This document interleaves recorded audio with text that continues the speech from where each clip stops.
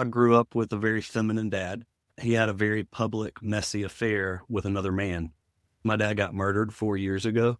He was, at that point in his life, grooming kids. He was a pedophile, and one of the kids murdered him. My wife made me go to the doctor, and he gave me the 10-question depression survey. I checked off 9 of the 10. That's how far. I Googled would a life insurance policy pay off on a suicide. Like, I was in a really, really bad place. I love making money, but there has to be more. Welcome to The Price of Success, the podcast where we tell the whole truth about what it costs to build the business and life God created you for. We're here to remind you that conditions are never perfect. Success always comes with a price, and you're not the only one paying it. Let's get started. Mr. Forrest Walden, welcome to The Price of Success, sir. Thanks for having me on. Look forward to speaking. Absolutely, man. So, Forrest, this show is all about the real cost behind building something great. Not just the wins, man, right? But the weight that comes with it. And so, my guy, your story hits all the marks. And from you taking Iron Tribe Fitness from a garage business to a 30-plus location franchise model to co-founding Never Thirst, which we're going to talk more about, which is bringing clean water to those around the globe. And now, dude, you're speaking on stages with guys like Garrett J White and some of the biggest names in the coaching space. And so with that, man, like you and I both know, success doesn't just happen by accident. And so, Forrest, take me back, man. Like, what built this consistency in you? Where'd the grit come from? What has shaped the man that I'm talking to today? Yeah, I think it would actually start in 7th grade when Let's I go. got pinned by the barbell. And I was the weakest, smallest guy on my football team. My parents made me wait till middle school to play football. I was way behind.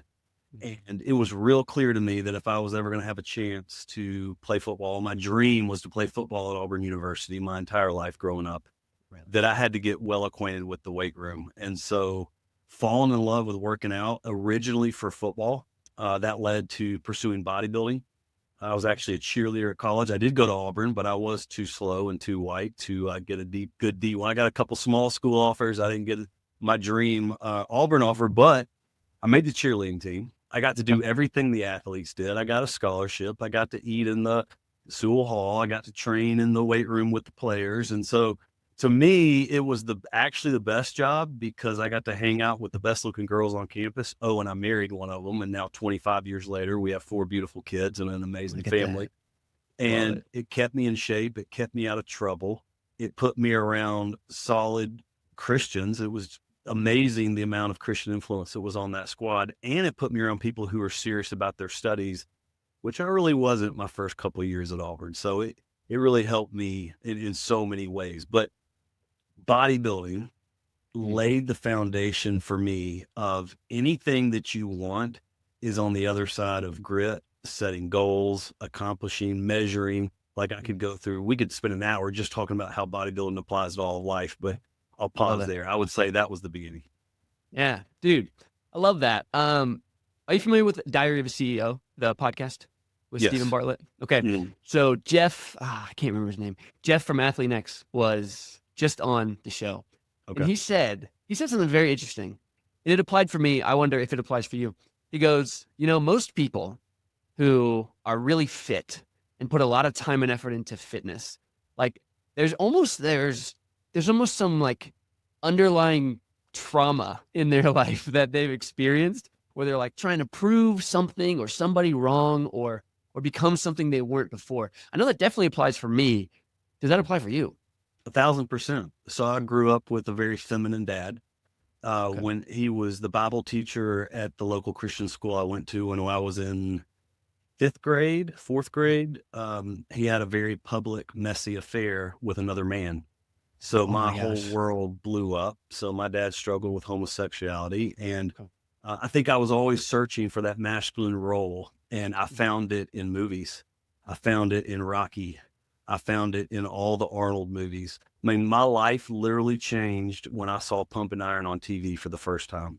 And I made a vow to myself that I would do whatever it took to look like those guys on the screen. Now I haven't quite gotten there because I haven't been willing to take the drugs, but yes, it set a path for my life. And I still love those movies. And I love introducing the younger generation to those movies. Yeah, yeah. Wow, man, that's fascinating. Okay. So you grew up, dad was teaching Bible school, and then he had an affair with another man. And I mean, obviously that would wreck you a little bit. Um, so in terms of fitness, you're saying that you fell into fitness because it's what represented masculinity? Yeah, I think I wouldn't have recognized that at the time, Okay. but I've done a lot of therapy in my Okay. life, kind of Okay. unpacking a lot of things. My dad got murdered 4 years ago. Oh my Um, gosh, man. I'm yeah, so and it sorry. was very messy and very involved. He was living in Panama, and I had to go down there and figure out what the heck was going on. He was, at that point in his life, grooming kids. He was a pedophile, and one of the kids murdered him. So there's been some Oh, therapy walking through. You're talking about price of success. yeah, dude. What drives me? Where did all this come from? My Yeah. mom actually asked me, Forrest, have you ever considered that your pursuit of fitness and muscularity was in direct opposition to your father? And I said, I've never had that thought, but I've dived into that. And I think there's a lot of truth to that. Wow, dude. That's incredible. I didn't obviously expect that answer. Sure. Dude, there's so much there. Okay. So so take me from so when did that happen, by the way? When dad kind of went off the rails a bit. Well, he was murdered 4 years ago. He Yeah. moved to Panama probably 10 years ago. Well, so when you were a kid though, like what when did you know things were different? Like, okay, dad's not just the Bible teacher. There's a lot more going on here. Well, I didn't know that until the affair came out, until Okay. my mom sat me down and we're getting divorced and all Okay. those things. My world kind of blew up, but we had a pretty normal relationship. I mean, he sought forgiveness with us. He was walking with Yeah. the Lord at that time, but he always lived this double life. Wow. We always suspected that there was probably more, but I don't think he was acting on it, honestly, until he moved to Panama. And I think Panama was his excuse to kind of go all in on a new life where no one could monitor him. Even though in Panama, he had a church, he had a small group, and he lived two lives and neither life knew about the other one. So it's really, and I'm sure we'll get to it when we get more to Sure. the Garrett stuff and the men that I coach now, but Mhm. the number one lesson in life is to own your truth, speak your truth. Lies always find you out. Deceit is always Mhm. exposed. And Mhm. when you're not lying, you don't have anything to hide. And the most powerful man in the room is the man with nothing to hide. And my dad always had something to hide. Wow. No, dude, that is profound because there's great freedom in knowing you're doing the right thing. It's like other Yes. people could question me, not that there would be evidence, but knowing that you're doing the right thing. And I'm sure that would move us very well into a conversation about faith. So I understand you're a Christian. What has that journey looked like for you, obviously, with what happened in your life when you were a kid? Yeah. Grew up in a very strong biblically based family. I accepted Christ at a young age, like 9 years old. I had a very, um, well grasped and rounded theology of the gospel. I knew I was a sinner. I knew I was separated from Christ. I knew what he did on my behalf. I accepted him. So, yeah. And even through the divorce and all that, I never questioned my faith. Went back to the Christian school where after the divorce, finished at that Mhm. Christian school. But I will say at Auburn, I spent my freshman year, probably most of my sophomore year, doing the uh, almost cliche, what else is out there? Ah, And I tried drinking, yeah. I tried smoking pot, I tried all the things, and I was really not any good at it. He would wear me out. He would just say, Forrest, don't you know you're different? Don't you know you're mine? You're never going to find enjoyment in this. So it all culminated on my knees in my Mm, apartment saying, God, either you're real or everything I've learned my entire life is fairy tales. And here's what I'm going to do. Dangerous commitment. I'm going to read my Bible and pray for the next 30 days. And if mm, you're real, you're going to change my life. If you're not, then I'm going to walk away from the faith. And my life didn't just change, it absolute 180. I believe I was saved. So I don't know if that was a rededication or it was my adult decision. But I'd never been baptized because I grew up Presbyterian. My dad didn't want me sprinkled. He wanted me dunked. And so at that point, I'd never been baptized. So at a church in Auburn, I'm like, yes, I need to be baptized. And that Wow. really began my walk with Jesus. Dude, I love that, man. I love that. I grew up in a Christian home as well, and I began struggling with, you know, uh, corn, as they say it, on YouTube, right? And it wrecked me, dude. It totally wrecked me. And it wasn't until I had freedom from that, and then I ended up going to a Christian college where I too like actually dedicated my life to the Lord. It was like, okay, Mhm. no more 1 foot in, 1 foot out garbage. Yep. And yeah, man, there's just incredible freedom in that, right? It's just like, okay, Lord, my life is yours. Literally. All the sin, all the muck, all the crap, like I give it to you. Man, there's so much freedom there. Um, okay, fast forward a little bit with me. So definitely understanding what we can here from a childhood perspective, going to Auburn. All right, you kind of trying out, hey, what does life look like? And then committing your life to Jesus. Now, how did life drastically change after that? Well, there was a bit of a revival going on in the cheerleading squad. Me and a couple Mhm. of my friends were all going through a similar experience. My future wife was going through the same experience. She and I had been friends for 2 years, never any romantic interest. And there was like, we were both seeking the Lord and he just drew us together. So my wife came out of it. Being on the squad, being around other solid believers, I needed to see that people who weren't living out their parents' faith, they were living out their faith. And then ultimately, like I studied exercise science in school because it was like the only thing I wanted to do was work out, like legit. I had no aspirations of owning my own business. I had never read a business book. It was Arnold and exercise science degree. This is like mid to late 90s. There was Okay. no personal training industry, like literally none. Not one teacher Really? ever talked about personal training. It was either like corporate wellness or physical therapy or hospital rehab. And I'm like, I don't want to do any of that. And so I Mm, just kind of stumbled into the fitness industry because I was doing bodybuilding shows at the time and people wanted to know how do you get arms, how do you get abs? And before I knew what I was doing, I was training people for free and realized, oh, you know what? People will actually pay me for this. right. So yeah, I think it really just set the stage for the rest of my career. Yeah. Yeah. So I was in the fitness industry for 13 years. I was a personal trainer as well. And a part of my story of, business growth really came from a place of like treating my clients as if I was making 10 to 15x what I was making. So I was making $6 a session, right? And I was the only one in the gym who had the binder, and I was making sure like I knew what their kids' names were. I like understood the social dynamics of what was happening and really, motivating them and inspiring them and getting them results. And I'll never forget, this trainer came up to me one day and he's like, dude, why do you carry around this thing? We don't make enough. Like, we barely have enough gas money to get to the gym. And I was like, bro, because I know one day I will make 10 to 15x, and it does not matter. Like, I'm not going to penalize my clients for what I make right now. And that particular lesson for me, even though I was young and it just kind of made sense to me, that particular lesson for me led to this incredible loyalty where, like, when I left this gym and had opportunities, people were like, where are we going? Right. Up until, gym to gym to gym. And then I opened up my first fitness studio and I have 15 people waiting to open up the first door. So talk to me about, you know, how important is relationships in the fitness industry, loyalty, all the things. Yeah, I mean, it's everything. These people, they have real issues, and it's not Mhm. always what you see physically. There's emotional stuff going on. Yes. There's eating patterns going on. There's spiritual stuff going on. So it was real Mhm. clear to me from a young age that, man, this is therapy. Like this is so much more than just fitness. But I knew what it did for me, Mhm. and I wanted to give that to them. So similar to you, um, I had a full book. I was 22, 23 years old. All my friends were going and getting real jobs. Mhm. And I was the guy in the sweats at the gym. And I kind of had this crisis of identity of like, is what I'm doing even real? Because again, Mm. this is like early days of personal training. But it's the only thing that lit me up. And so I had an epiphany. I read my first business book, Rich Dad, Poor Dad.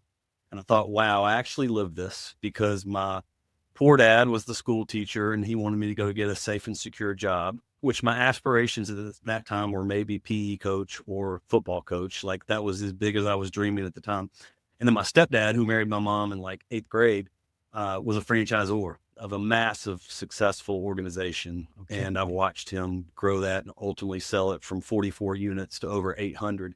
So I had Wow. these two models, and I was like, the biggest thing I learned from that book is I was trading time for money. And Kiyosaki said, no matter what you charge, you'll never get rich. You'll never get margin in your life if you're trading time for money. My wife was an ER nurse at the time. We weren't seeing each other a lot, as personal trainers, working early morning, late night.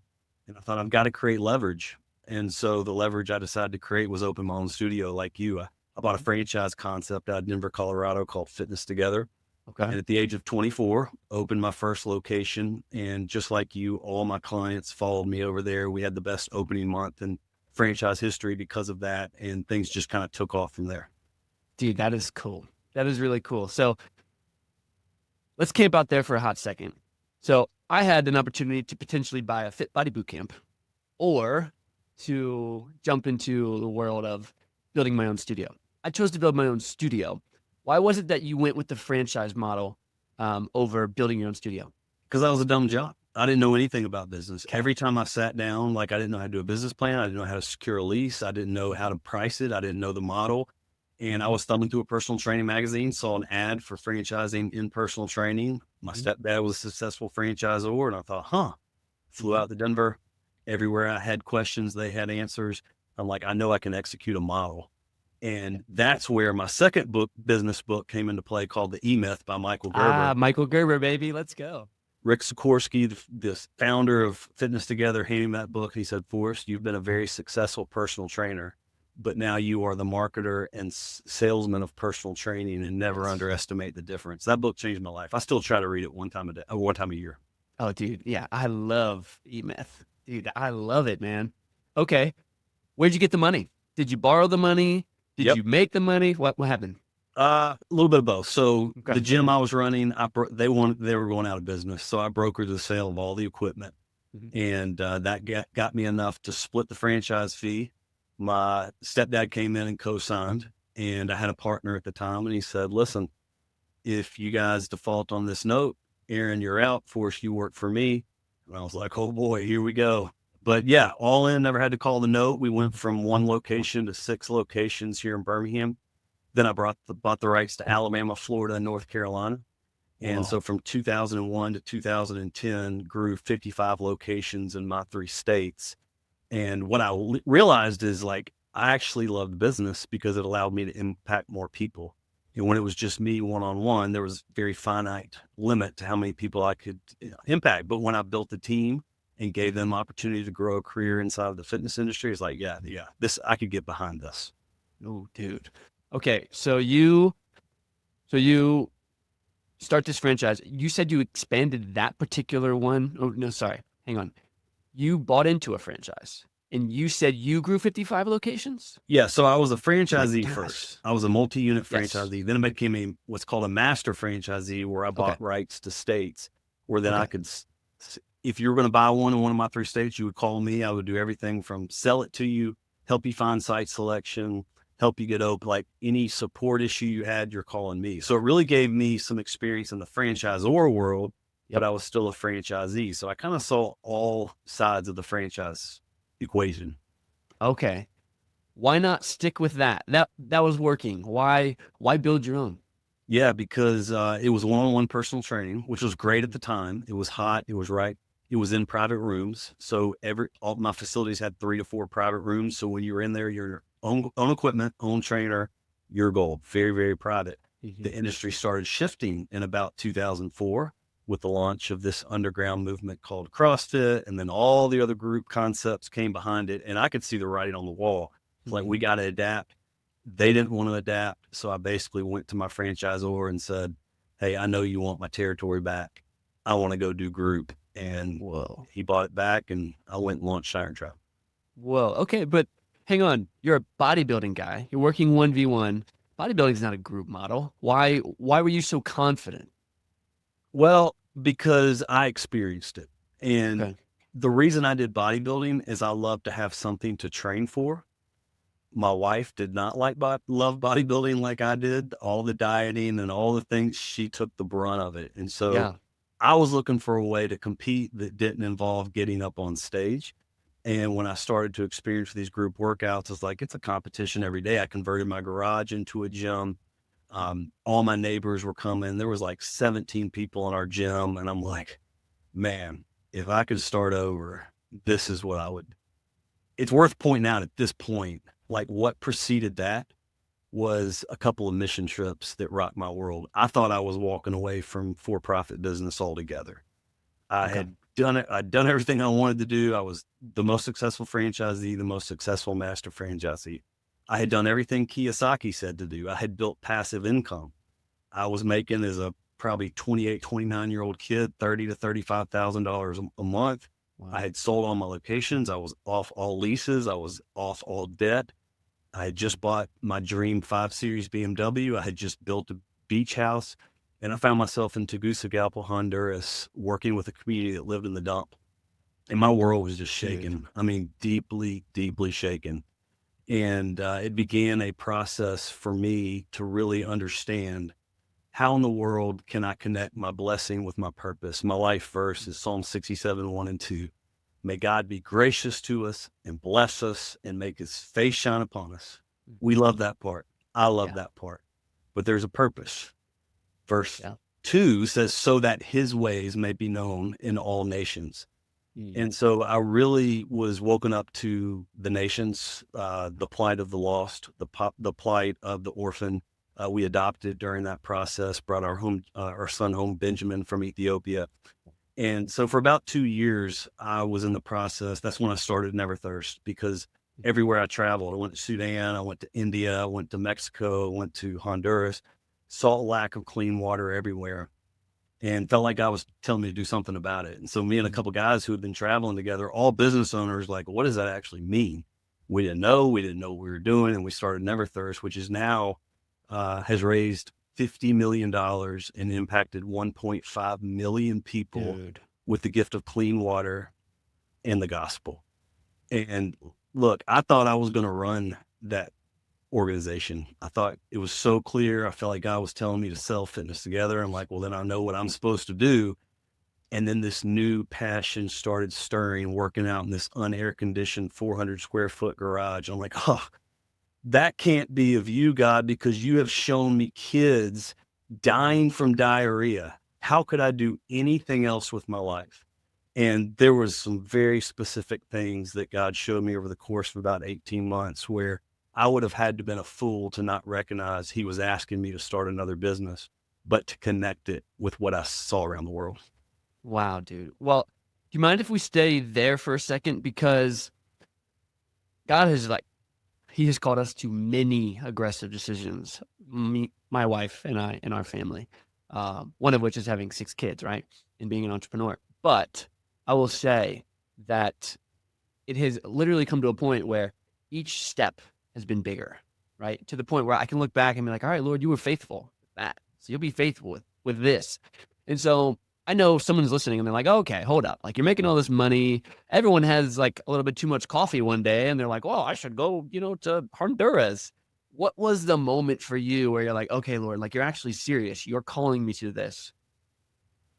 It started with me calling my best friend, Spencer, who we started this together. And I said, hey, man, I'm not faithful to pray over the prayer request on Sunday. What if you and I met once a week and just prayed together? And the first time we did it, literally like an hour and a half later, with tear stained faces, we're like, what just happened? Well, Like, God just poured out his spirit, and we met for about 6 months and just prayed. And the more we prayed, the more we felt convicted that this is what God was calling us to do. And our dream board came together. Funds started to come in. Like, it just started to unfold. And we said at the beginning, we just had a big 15-year celebration. The whole board got together, and we're always reminding ourselves, like, this is God's work, because we're not smart enough to figure out what has gone on and the funds. I mean, crazy stuff. Multiple 6-figure checks from people we have never even spoken to coming in. Just God has continued to provide. And so, dude. yeah, he told me. He told me because I saw his face.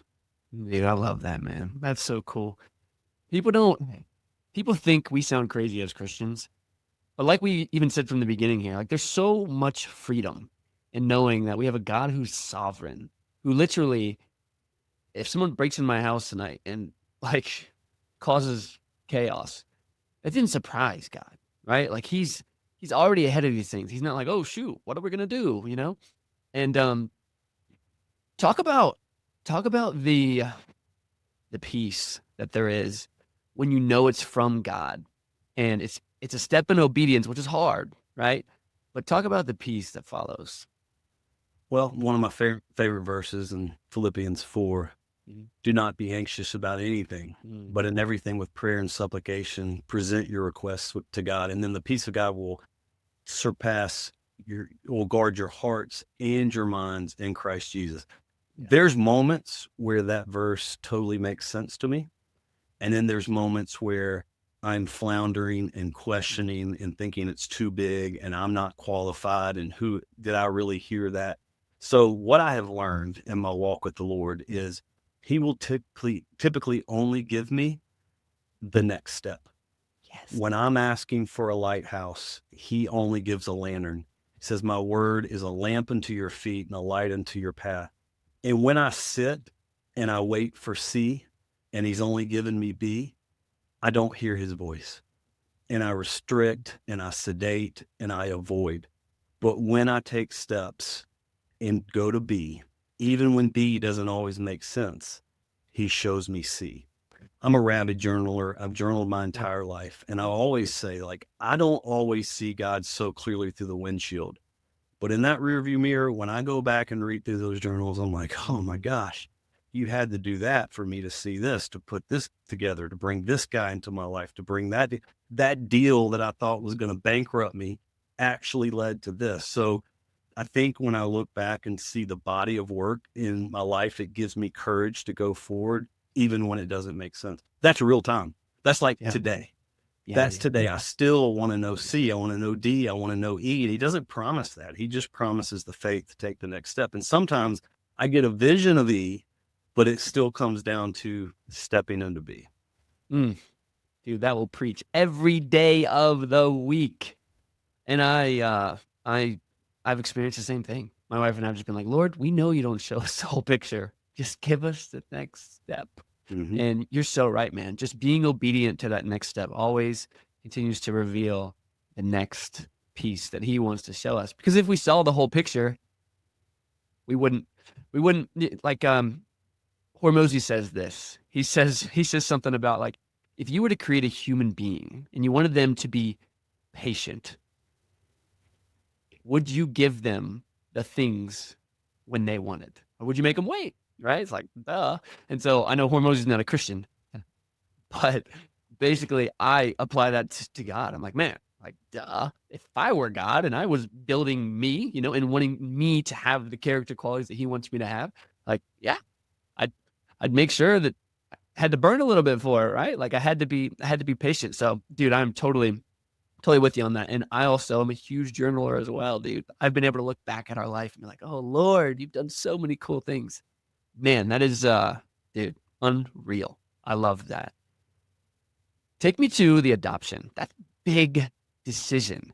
It's really easy for something like that to come into the picture and be like, oh, hang on, Lord. Like we're starting this organization and like we're already doing enough, So was there a negotiation with God? Did you like fall in love with Benjamin when you met him? What's that story? So Mindy and I talked in the early years how many kids you want. And we said we'd like to have three biological and then consider adoption.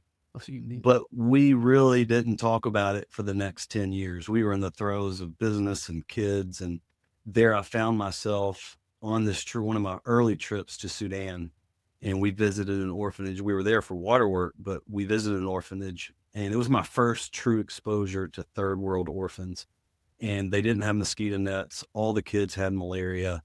There was this one little kid who was sitting on the floor the entire time crying. No one picked him up. He got no attention, and I couldn't get it out of my mind. And when I got home, I was just like, babe, we got room. We got resources. We got love to give. we got to start this process. She was 100% on board. Wow. And then it just became a logistical issue of what countries fit our family. They all have different laws. And so when we went through all that, we found Ethiopia. And then you got to go through this grueling process. That's probably the hardest part of the whole process. It's hard. It's expensive. I mean, if every family had to go through what adoptive parents go through, the world population would be about 10% what it is. I mean, you got to go Oh get my gosh. fingerprinted and tested for drugs and like all this stuff. But the hardest part was literally going through the survey of what will you accept? Will you accept a kid with AIDS? Will you accept a kid missing limbs? Will you accept a kid with brain damage? I mean, it's just heart-wrenching because you're like, if we're not going to accept it, who will? But we really found peace in just saying at this stage of our life, no, we'll accept a healthy child. And we were matched with Benjamin, although we'd already named him in our mind Andrew. We'd been praying for him for 2 years at that point, but his name was Beniam, which means Benjamin in English. And we're like, man, we're just going to keep it. So we call him Benny to kind of really reflect back to his heritage. But man, I mean, the first time we saw his picture, it was nothing but love. We had to go over there twice, both times. And now 15 years later, like there's zero difference of how I view Benny and how I view David, Caroline, or Brooke. I mean, it's not second best. And anytime someone talks to me about that and they're considering, I just want you to know it's not second best. It is a gift. He is a gift to our family. It's been a great experience. Dude. How old was he when you got him? He was 10 months when we brought him home, 10 and he was months. sick. He had waterborne disease, which is further, emphasized the work we were doing with Never Thirst. And yeah, but he's thriving now, doing great. I get to take him this summer to J Tranch. I've taken all my kids out to California to J Tranch for Father-Son Week, which has been a pivotal time in all of my kids' lives, and I can't wait to do that with him this summer. Now, what is that? That's a Christian camp in Northern California that it's had such a massive impact on my family that we're very involved in. Really? Okay. Dude. Very cool. But, dude, that's so inspiring, Forrest. Seriously, man. Like and when you mentioned, you're like, Mindy was on board. Like, that sounds like my wife. My wife is so supportive, like almost delusionally supportive sometimes, And I see a lot of wives who are so anxious, right? Because the feminine is naturally going to like protect, and we have to give them evidence to see that, we can lead them, right? And so by the grace of God, like I have a woman who, when I say something, and obviously I need her opinion in many instances, but she's so supportive, man. And so talk to me about Mindy and how pivotal it's been to have a supportive, godly, faithful wife. Oh my gosh. I mean, next to accepting Jesus, I think the number one most important thing you're going to decide as a man is who you marry. And, it was so interesting because we started as friends and we literally had no romantic interest, and God just at the same time drew our hearts together. And she's been such a phenomenal helpmate. We made a decision early on that her number one role was going to be mom and to be a stay-at-home mom. It was my number one financial goal.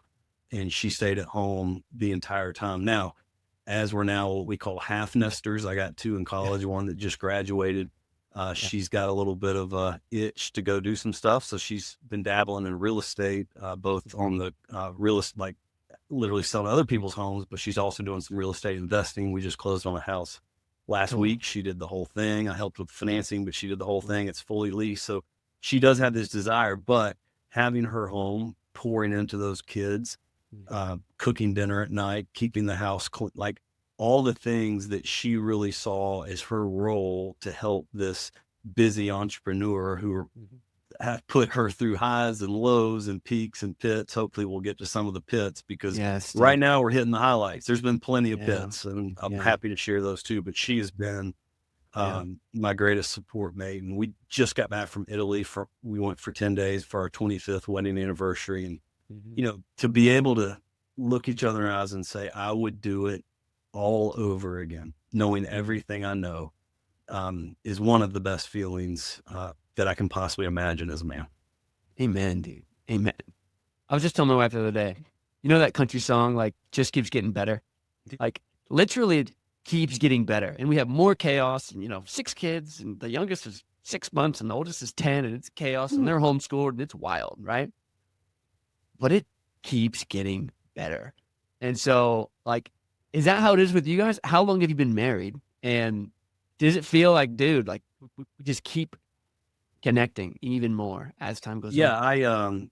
we just celebrated 25. I made a big post on Facebook and I just said, I never really understood when people said, I love you more now than the day we got married, but now I understand because I've seen her through all these phases of life and her being supportive in the highs and the lows. And I mean, she's the same weight she cheered at in college. She No stays in way. shape. Mm, She's beautiful. She's godly. She pours into her kids and mm. she's just a blessing. So yes, it keeps getting better. Yeah, dude. My goodness. Well, you're right. We haven't gotten into much of the pits. I have a selfish question before we get into that.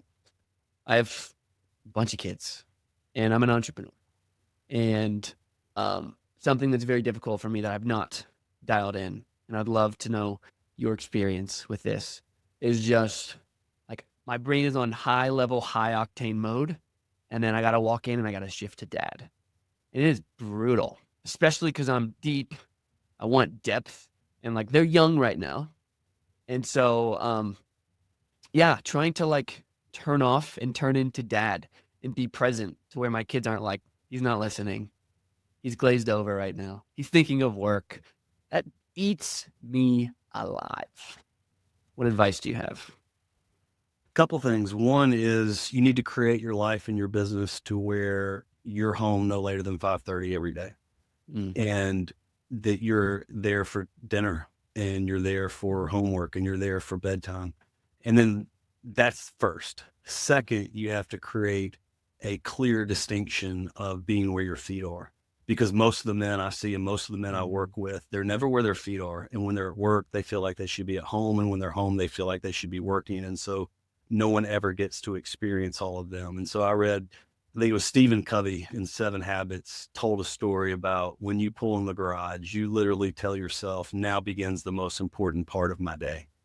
And I haven't always gotten it right, but I have tried my best that when I am pulling into the garage, I take off founder CEO hat and I put on husband and dad hat and I engage with my family and do my best to put my phone away and just be there and be yeah, present. And you know what? It's not always magical. In fact, it rarely is magical. right. But in the moments, you get these glimpses of magic. And what I always tell guys your age is, dude, it's a harvest. And Mm, before the harvest, there's a lot of sowing and toil and pulling weeds.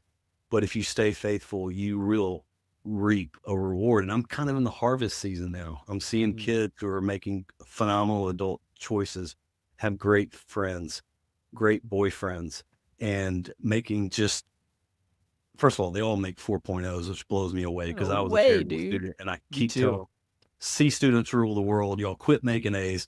Uh, but that's So more my true. wife's influence than my influence. But yeah, just, keep your hand to the plow because the harvest is coming. Dude, amen. Thank you for that encouragement. That is yeah, that is really, really powerful. Um, what's what's your kid's relationship with work? Like, daddy's working, daddy is busy, daddy is traveling. Is it negative? Is it positive? What was it? What is it now? I think it's all they've ever known. Never Mm, worked for anybody else, so they have grown up with just a vintage entrepreneur. I don't think they have anything to compare it to now.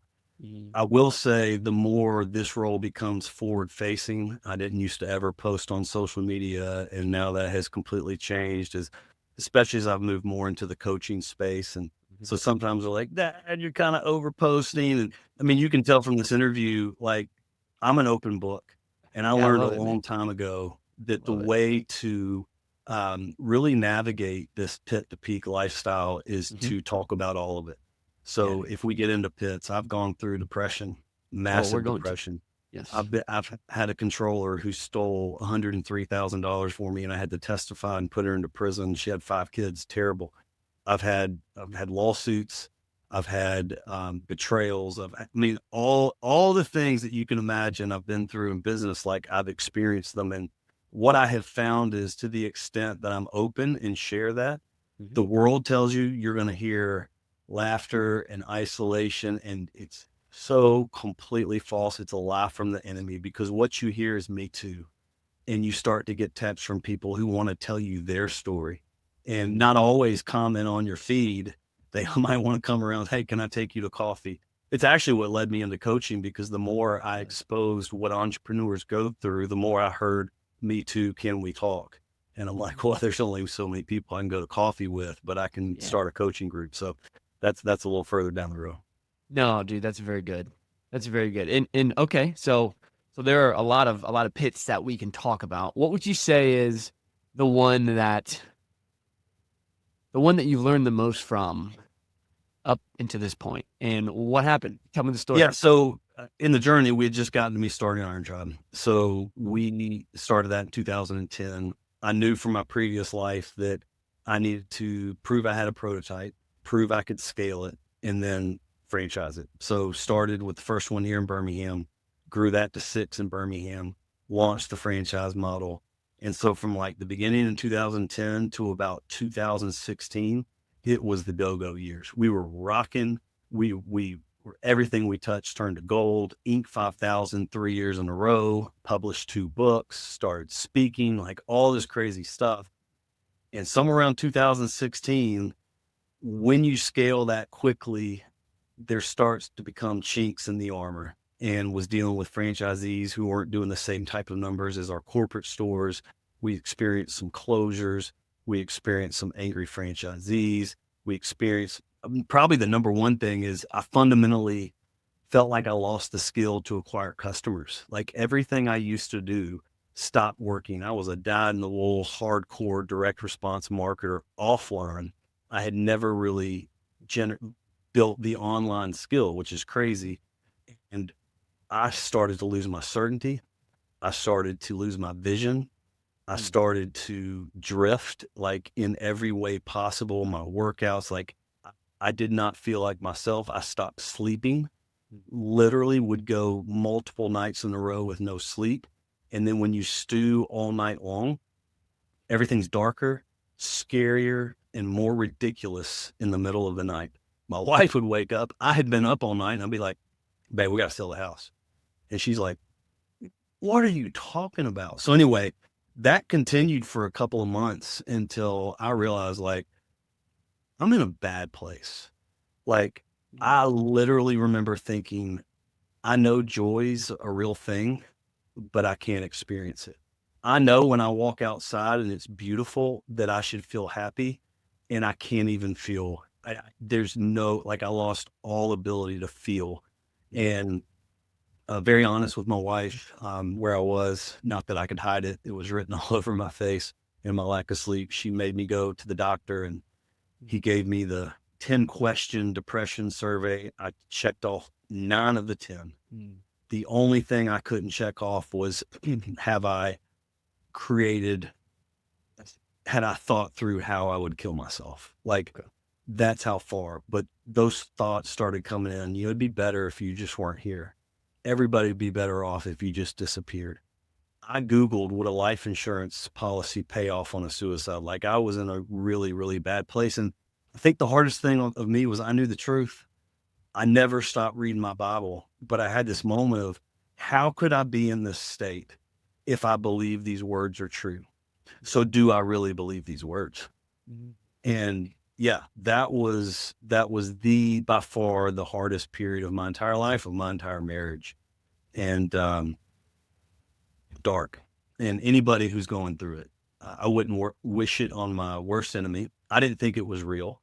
I'm not much of a medicine guy. I don't take medicine, didn't get the shot. Like, I don't do any of that stuff. So Mhm. to have to submit to depression medication was one of the most humbling things I've ever done. But it did start the process to pull me out of it. The other thing, you mentioned Alex Hormozy. He and I are friends. He's been Oh, on my cool. podcast. We've talked about his faith life. Yeah. But back before he was acquisition.com, he was Gym Launch, and he Yes. taught me how to market online. And so took all my direct response skills, translated them online, started to rebuild my company, and really pulled myself out of that through God's grace. But I do remember one time in a session with my therapist going, man, look, I'm still working out. I've got a great supportive wife. I know the Lord. I've got good community. How do people make it when they get to their state and they don't have all that? Yeah. He said, Forrest, but a lot of them don't. I got a patient right now on life support because he took a whole bottle of pills. So yeah, just the weight of all that and understanding there's a world, darkness and depression that I didn't have a frame or a respect for. It really just it fundamentally changed me. And I think it really showed me to see the pain in other people because I was experiencing so much pain. Yeah. So that was 2015, 2016? 2017. Okay. So that's 2017. So that's post success, right? Yeah. So Hey, that's post goal setting seminars. That's post being the guy who's always talking about being positive, being the guy who's telling my kids, hey, you know what? Most people don't know they can choose to have a great day. Do you know it's a choice every single day, every morning driving to school? Like for me to be in that state, like to everyone else, it's like you. And I'm like, yeah. And you know what? I know what I have to do. I got to go do a podcast on this. And I did. It's my most downloaded, listened to, commented podcast I've ever done because it was like, man, if he can go to that place and be honest about it, then maybe I can too. In your experience, do you think depression is more spiritual or physical? It's a great question. And I've spent a lot of time wrestling with this. I think, at least for an entrepreneur, you start to mess with the foundation of identity. Identity is a creator. Identity is a man who knows how to put deals together, make it rain. You start to rattle that cage. And so I think it's both. I think there were some fundamental things in business that I had overlooked. And business is always about collision. And at some point, you want to stop having collisions and just ride like what you've already built, collisions with your team, collisions with your vendors. It's constant collision. And so I think I made some fundamental business mistakes that put me there. But I also think God was showing me that, you know, you think you've got it all together. You've got a profitable business. You're funding this great organization. You're changing the world. But at the end of the day, where's your identity? Is it in your ability to create or is it in me? And so it was just a deeper level of understanding, like at a fundamental level, I bring nothing to the table because God took my desire to get out of bed away. I didn't want to get out of bed in the morning. And so to be at that point where you don't even want to, you just realize that like everything's a gift. We're just here to steward it. And keeping that in proper perspective is a daily decision and a daily framework of you just recognizing that like everything's a blessing. He provides it all. He's the source of it all. So yes. Amen. Amen, dude. So I had a guy on my podcast recently, and he was doing about $500,000 a month with a team of 6, right? Super high margin. And he was just like, I'm bored. I'm empty.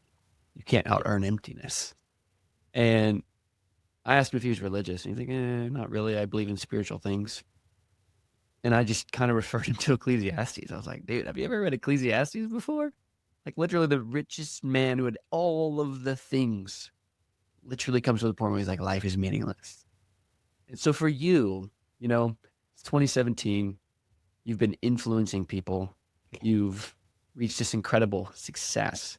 Can you put your finger on what it was that was keeping you from being fulfilled? Was it like I'm being overworked or I thought I would be happy when X, but I wasn't? What do you think? Yeah, it's a great question. 2017 is when I went to my first Wake Up Warrior event. And Garrett was everything that I was not. Tatted up, F-bombs, Lamborghinis, everything about his public persona I wanted nothing to do with. But there was a message beyond his words that literally drew me to Dana Point, California. And I've been a student of his for 8 years now. Wow. Because I didn't have a room where I could be real. All of me, my highs, my lows, the things I want to celebrate, the things that I want to hide from. And I was a liar.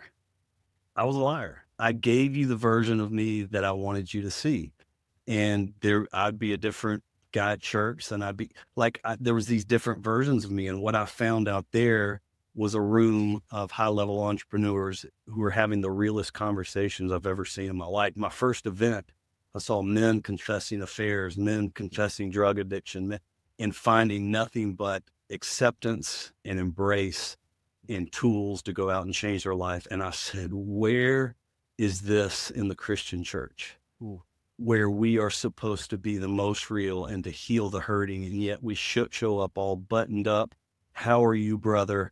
Yet we fought with our wife all the way to church. And I thought, man, I don't know what to do with all of what I'm seeing, because there was no God conversation. And in fact, in those days, it was just referred to as the voice.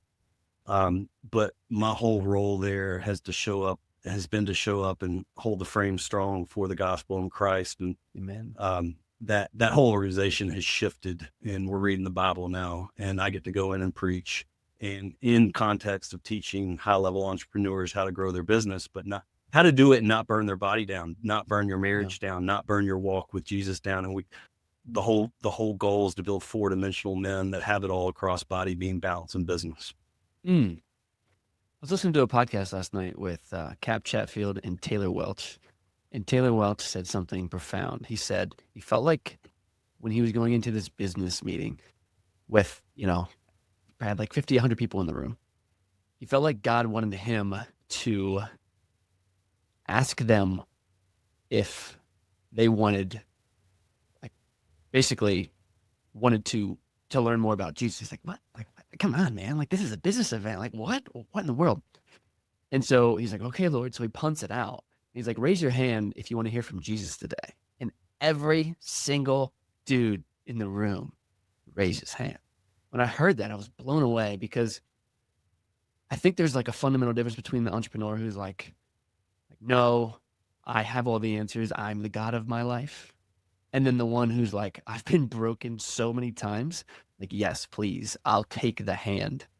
What was your experience in the evolution of Wake Up Warrior? Was it like half and half? Were a lot of guys leaving? Were people pretty receptive? What do you think? Yeah, I mean, to this day, I just got back from a trip last week. We had 3 days, private masterminds, and then a big man in the arena tour, 1,300 guys at the Maverick Center in Utah. Wow. And Garrett draws men who would never step foot in the church. They're successful. They they've accumulated a lot of things. And what I've learned is everybody always thinks, when I get that next thing, I'll be happy.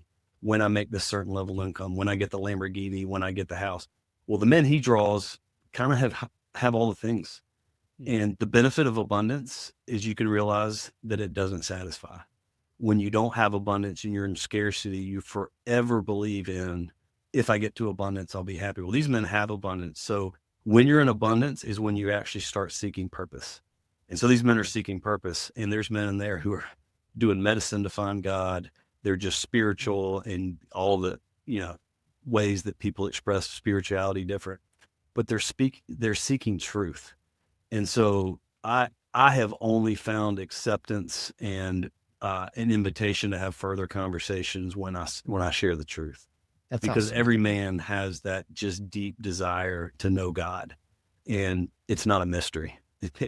He left us this love letter, and just to unpack it in a way. And Garrett's at the forefront of that. He himself submitted to Christ about 2.5 years ago, and he has all these men in the Bible every morning. And these are men who'd never cracked the Bible or maybe they did it as kids and they had a bad church experience they haven't in years. And now they're seeking, even though a lot of them don't understand the whole story, they're still in there seeking the truth. And so I get, to play the role of helping them bridge that gap. And it's amazing. Yeah. So you're polar opposite from Garrett J White, right? Like you mentioned, you're like, okay, this is the California guy with tats. He's freaking monster too, because you're a big guy, but he's like huge. What is he, like 6'5" or something? He's 6'2", but he's gone from 190 to 230 in the last 2 man, years. he's jacked out of his mind. Yeah. So total polar opposite. I mean, he like literally it's polarizing and then a picture of him in the dictionary, right? So how did that happen? How did you guys get together and then see a mutually beneficial relationship? He and I are soul brothers. Like, yes, we could not be more different. But Yeah. I'm what's called his protege this year. I run all his Cool. programs with him. He knew that I was called, and he knew that I need to be leading men. And he has been reshaping my identity really for the last 8 years to be a guy who can be forward facing. I mean, I've always done it in business, but not. So I started my own coaching group. It's Mhm. built on the gospel, using the warrior system and the warrior tools.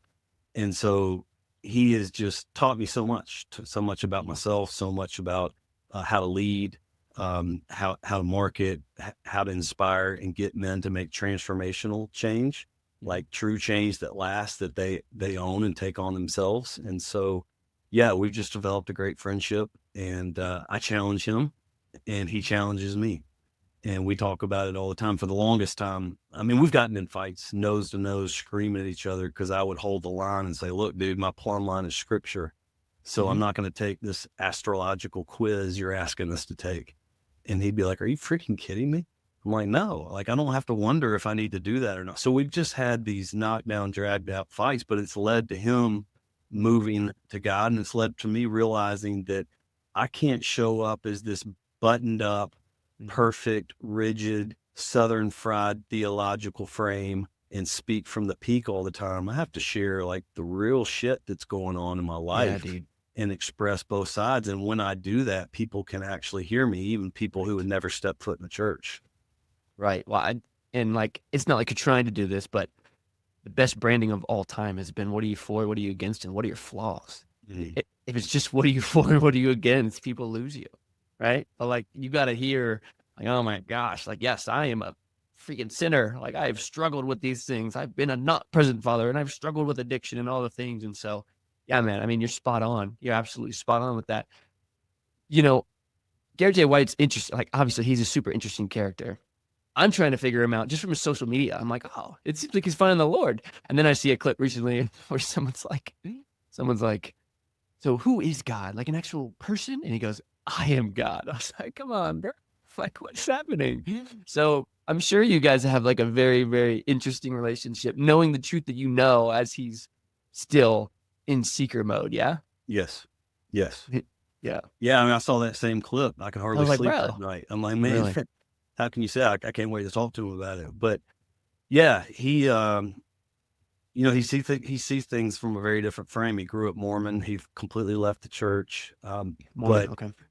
even his lives or his trainings that make me cringe, I'm like, he's not all wrong. Like Yeah. theologically, he's missing some pieces, but what he's saying about the church expression of faith is not wrong because we Mm. do hide and we do pretend and we do hype and manipulate. And what I've learned in this world with AI and social media and everything that's coming, like the only message that truly resonates is what people feel when you're Mhm. speaking. And they're only going to feel if you're real and you own Yeah, dude. all of you. And so if I were to condense everything I've learned from him and see him Mhm. demonstrate, not just teach, but live out, it's Mhm. you get all of him. He's not different in any situation. He owns who he is. Mm. What do they say? People don't care what you teach them; they care how you made them feel. 100%. Right? Hmm. That's good. And yeah, his brand represents authenticity. And like I said, I'm trying to figure him out. I'm like, okay, is there this spirit of repentance in the wake up warrior thing, or is it like, don't be shameful for the things that you've done? Like it's okay. Like, well, hang on a second, So there's this really interesting distinction between what was and I guess what it's becoming, right? Mhm. Mhm. And Hmm. it's still unfolding. Yeah. No, man, that's really cool. I love that you're a part of it. It it really seems like God's placing you there for a reason. Um, dude, give me another pit. Well, my dad getting murdered. I mean, it Gosh, was, dude. so I started a coaching group in 2020. I launched my first event, ran it at my lake house, kind of a mini warrior week. Mhm. Put the guys through all kind of crazy evolutions, and ultimately was getting to the point where they would tell the truth, and took them through a lot of the foundational work that I had learned at Warrior. And so I had this massive event where like, I am going to be about truth. And 2 weeks later, my dad gets murdered. It was in the middle of COVID. 40% of the fitness business is shut down in COVID. And I had to navigate this brand. I'm dealing with my dad. And it was so interesting because my wife was like, I see that look on your face again. And that's when she started to plan to go into real estate. Not because, yes, she did want to go in real estate, but she wanted a plan B if I couldn't Really? get my stuff together. Yeah. And when you show up in scarcity to your wife, she takes that as a threat. And I said, listen, I will never go back there. I've got these tools, I've got this training, I've got this support group. I'm going to figure this out. And so rebuilt the company, grew my coaching group. And so what could have been another massive pit really just became a springboard. We launched a new whole program. I built this studio so we could start doing virtual coaching, which became a new program for us. So, God is in the business of, taking your mess and making your message. And that was certainly true there. Yeah. So your dad gets murdered in 2020 at the same time that COVID is totally changing the game in fitness. Yeah. How do you even process all of that without just being totally paralyzed? Yeah. So we have this tool that we use called the stack, and there's a Mhm. bunch of different versions of prayer stack, a Bible stack, a rage stack, a gratitude stack. And basically you take all the triggers in your life and you walk through a process where you start to recognize, what's the story I'm telling myself? Is that actually even true? What's the opposite version of that story? What's the me version? What's the you version? And so you start to what we call walk the block and really start to examine your stories. And I rage stacked my dad for 3 straight weeks every morning and processed everything I was feeling, the anger, the betrayal, the love, all of this hurt. And I have found that to be more effective than any therapy I've ever done. In fact, most time in therapy, I'll be like, hey, I've already stacked this. Can you read my stack? And then, so we don't have to do all the questions to get to the point where and they're like, you want to pay me to read? I'm like, yeah, I've already done the work. So here it is. But yeah, it was that. I mean, everything from calling his voicemail, he's already deceased, and Wow. cussing him out, calling his voicemail and, telling him I love him. Like, just processing it like it's real. And then, talking about it. I don't hide Gosh, man. Yeah. and that causes some collision because my family's not as comfortable with me talking about it, but I'm like, I'm not going to hide my truth. It happened. It's real. This kind of stuff happens all around us. An adversary is at work. He prowls around like a roaring lion, seeking who he can devour. And when I share that, man, I have learned almost everyone has something like that in their life that they don't talk about. And when you talk about it, you find freedom, and you give permission for other people to find freedom. Yeah. Yeah. Which, to your point at the beginning of this podcast, when I asked you what trauma you may have been through that created a want for bodybuilding, and you hit me with that, I was like, whoa, did not expect that. But you said it like you say it every day. Well, I don't say it every day, but Okay. you asked, and then if I Yeah. really go back to it, that's Mhm. one of the key things that drove me. Yeah, man. Yeah. Yeah. And I mean, dude, there's this monster epidemic with like internet to indecency. I'm trying not to get flagged for, saying the word, but dude, there's a monster epidemic. It's unreal. And it is just supplying more dudes to just look for the next highest dopamine hit. And it's turning into like these incredibly vile acts. And yeah, I mean, even me, I was working for a company, geez, 6 months ago. And dude, I don't know if your wife has the gift of discernment. She Mine does. sure does, dude. And she told me, she's like, not this guy. Like, I just think you need out. And I was like, well, not yet. Like, just kind of doing some sales for him and stuff. She told me, man. She told me. And I was like, I think we're good. He's a little quirky. And sure enough, dude, finally came to a point where like the Lord like really moved me and I quit. And 2 weeks later, I got a call that he just got arrested.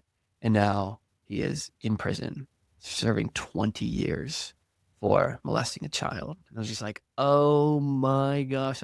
I shared a hotel room with this dude. I was about to go into business with him. Like, unfreaking real.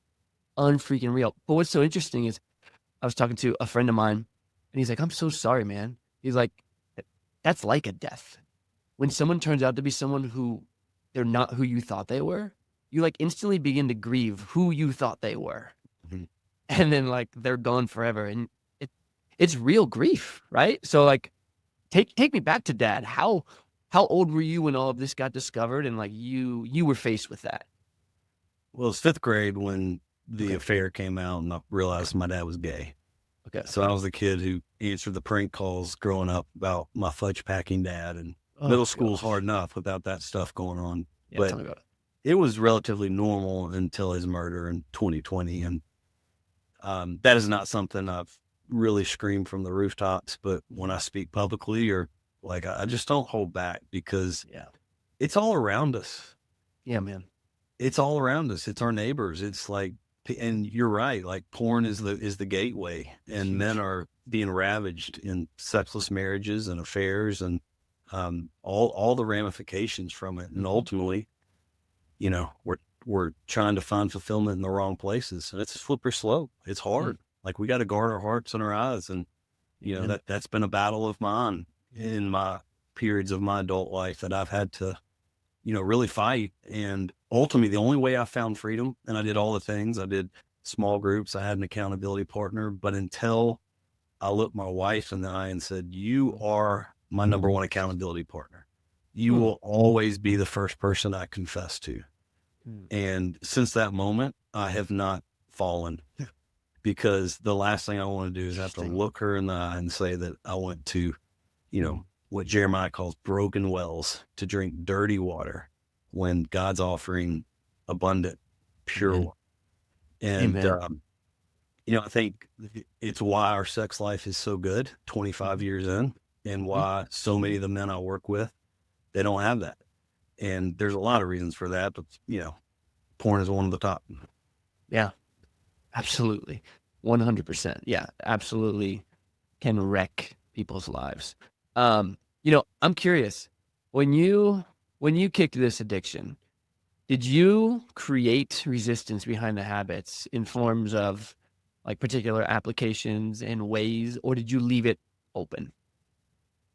Well, I think what I initially tried to do was, like I said, do all the things, get the accountability partner, Mhm, mhm, put safe eyes on my computer, like mhm, all the things that try to mitigate the behavior. But ultimately, like realizing the person I'm sitting against, obviously God, but it's my wife, mm, and saying, look, I'm not going to go confess to another man. You're my accountability partner. But it mm, opened up this new communication for us that she was super uncomfortable with, which means, let me tell you what an accountability partner does. They check in. yeah, They ask the hard question. They brutal. ask, you were in Utah for last week for 6 days. How did you do in the hotel room? She's like, I don't want to. I'm like, well, but that's what you have to. So it's been on Yeah. both ends of it being a topic that's safe to talk about. And Mhm, thankfully, it's not a struggle. Currently, mhm. I'm one stumble away. I'm one freaking Instagram I trail know, away man. from I going know, bro. there right after this podcast. And I'm very aware of that. But I Mhm. also know if that were to happen, I have to go to her. And that's what Yeah. keeps me from doing it. No, man, that's really good. That's really good. And it's interesting. I've had guys talk to me before, like, what how did you kick this thing? Because it's been about nine years for me. And I was like, honestly, I didn't put a freaking blocker on my phone because I realized it was a hard issue, right? And I was like, it was a game. If you put a blocker on my phone, it's just a game to see how I could get around it. And my accountability partner wouldn't find out. Right now, if I was asked straight up, I was gonna be honest, but it's a game. And so for me, I always tell guys like whether it's good advice or not, I don't know. I just know for me, I was like, bro, it's the hardest shoot for me. And so I have full go, full access all the time. And I think about it 3 times a year, if that. And I'm just like, Lord, thank you for that freedom. I don't know where it, Mhm. where it came from outside of just like truly like, Lord, I don't want this. But yeah, it wrecks dudes. And I think what's happening, man, is like, and you've probably experienced this too with your coaching is when people just diminish how powerful it is, um, it's not a big deal. Like I can kick it, kind of like the alcoholic who's like, oh yeah, I'm fine. I can stop whenever I want, but you can't. Like it literally wrecks your life. And so yeah, man, I think we have a very similar story there. Um, okay, as we land the plane here, fourth, like, dude, I could talk to you for a long time. Um, seriously, man, I really appreciate how open and honest you've been with everything. I think this has been really, really refreshing. I'm curious, man. You're a successful dude, right? You have accomplished a lot. Uh, what what is the purpose of it all now? You know, because before you answer that question, it's just like I've had conversations with people who are like, "Oh, I want to hit 50 million," and they hit 50 million, but they're on like their third wife. You know, it's just like, who cares? Like, who cares about the money? Everybody I talk to who makes crazy money is like, it ain't the money, it ain't the car, it ain't this. So what's the purpose, man? Like, how old are you? 50, you I'm said? 40. Oh, 48. Okay, I Yeah. got mixed up with the anniversary. Okay, so you're 48 years old, right? You've got plenty of life left, but you've experienced a lot of mountaintops. Yeah. So, I mean, statistically, I'm at halftime at best. At Okay. best. And I plan to hit it, but I'm not guaranteed tomorrow. Mhm. And Jesus is pretty clear. Only two things remain: the word of God and the souls of men. And I love building businesses. I love making money, but there has to be more to get me excited. And in this business, it's the testimonials of lives changed. We start every meeting. Every gym has to report on one life change that's happened in their gym. We started a movement called Workout for Water to benefit Never Thirst. We just had our annual event on Friday. We've raised over $7 million just through Iron Tribe for clean and living water through Never Thirst. Like, there has to be an outlet that's bigger than building businesses and making money. In my coaching business, it's the testimonies of men who have baptized their kids, given their lives to Christ, repaired their marriages, gotten in shape, like all these things. I want to be about helping men be masculine and lead with conviction in a world that tells us to not have conviction and not take stands. We are passive. We're on the sidelines. We don't speak our mind for fear of being shut down. And I want to empower men to speak their truth and help them get their truth aligned with what God says is true, and ultimately be about what we're supposed to be about: hastening the return of the King. He says he's not coming back until every nation is heard. And there's still so many nations, people who will live their entire life and never hear the name of Jesus. And it's unacceptable. So yeah, that's what I'm about. That's what excites me. And Yeah. that's what I look forward to being about as long as he gives me breath. Amen, dude. Oh, amen. Okay, let me ask you this question. Last question. What's the hidden cost of business and success with no purpose? Man, it is the ultimate rat race. And, when you're in it and you're not experiencing success, you have that illusion that I'm just one success away. But when you have all the stuff, that was Garrett's moment, sitting in the back of his $30 million house, $5 million of automobiles, Barbie doll, beautiful wife, fit body. And he's sitting there smoking a cigar at 2 a.m. saying, how am I not still fulfilled? That's when he gave his heart to Christ. And so I pray for men, it doesn't take getting it all to realize you still don't have it all.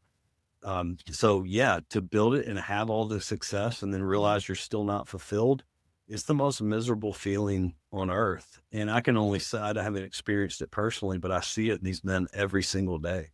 Everything the world says should make them happy, and yet they're not happy. And it's a very disorienting place.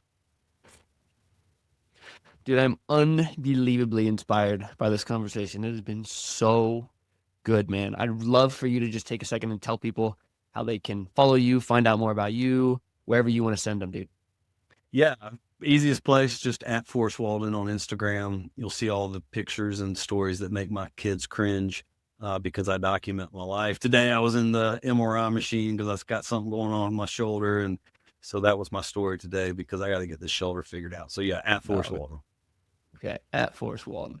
Forrest, thank you for coming on The Price of Success, man. Yeah, man. Thanks for having me.